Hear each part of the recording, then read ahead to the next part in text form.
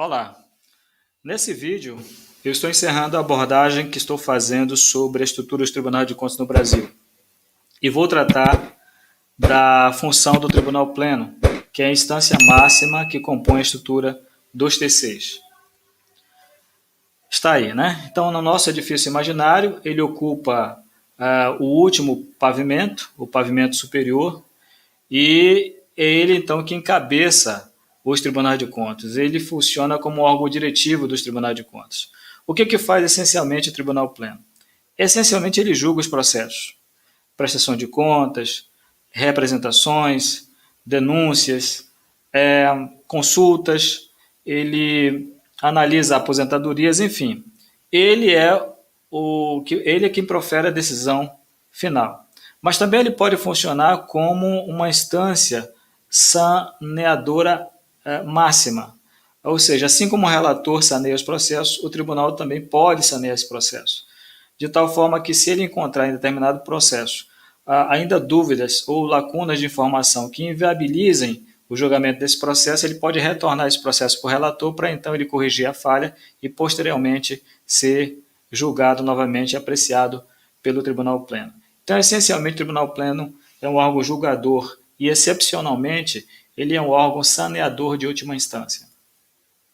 Como é que é a composição dos tribunais plenos? Aqui eu vou me ater à composição dos tribunais de contas dos estados. Então, nós já sabemos que há 7 conselheiros que são titulares. Aqui no Amazonas temos 4 conselheiros substitutos. Então, dos 7 conselheiros, à esquerda, que está aí em negrito, nós temos 4 conselheiros que são escolhidos pelas Assembleias Legislativas Estaduais e nomeados pelo governador do estado. Do lado direito, aí nós temos 3 conselheiros titulares que estão em cores diversas, e aí nós temos uma composição diferenciada. Essa primeira composição, um deles é representado pelos conselheiros substitutos, ou seja, para preencher a vaga desse cargo de conselheiro titular, só pode ser um conselheiro substituto, ninguém mais, somente ele. Então, essa é uma cadeira cativa que os conselheiros substitutos possuem no Tribunal Pleno. Na outra ponta, nós temos uma outra cadeira cativa, que desta vez pertence aos procuradores de contas. Quem for escolhido só pode ocupar o cargo se for procurador de contas, ninguém mais. Então, nessa cadeira só senta um procurador de contas.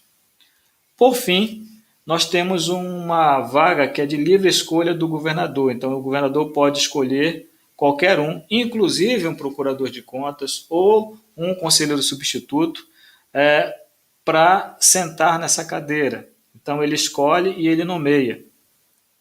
Evidentemente, desde que preencha os requisitos constitucionais e legais. Então, essencialmente, é essa composição dos tribunais plenos do Brasil relativamente aos TCEs, aos Tribunais de Contas dos Estados. Há uma particularidade aos Tribunais de Contas, que são os órgãos fracionários. Tanto no TCE Amazonas quanto no TCU, nós temos a figura das câmaras, primeira e segunda câmara.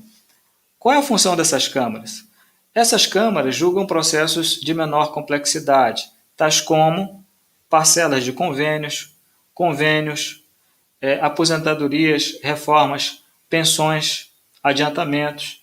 Então, são processos que não demandam muita dificuldade para serem enfrentados, julgados, analisados.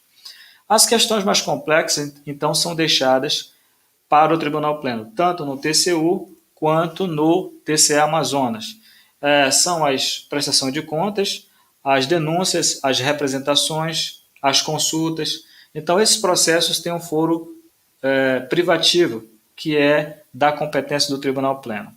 No caso do TCE Amazonas, a composição é de 7 conselheiros e mais 4 conselheiros substitutos, aqui no caso do Amazonas. No TCU, nós temos a figura dos 9 ministros e mais 4 ministros substitutos. Em ambos, nós temos também a figura do Procurador-Geral de Contas, que compõe também as reuniões do Tribunal Pleno. Inclusive, as reuniões não podem começar sem a presença do procurador de contas. Então, essencialmente, é isso.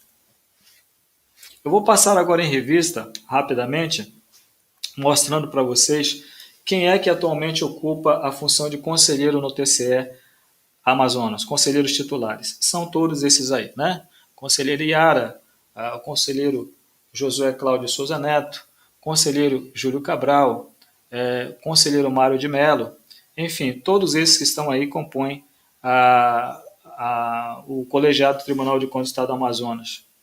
E nós temos também a figura dos conselheiros substitutos, um deles é o que vos fala. Nós temos aí o Mário Filho, nós temos o Luiz Henrique, temos o Albert Furtado, então nós compomos o rol dos conselheiros substitutos no TCE Amazonas.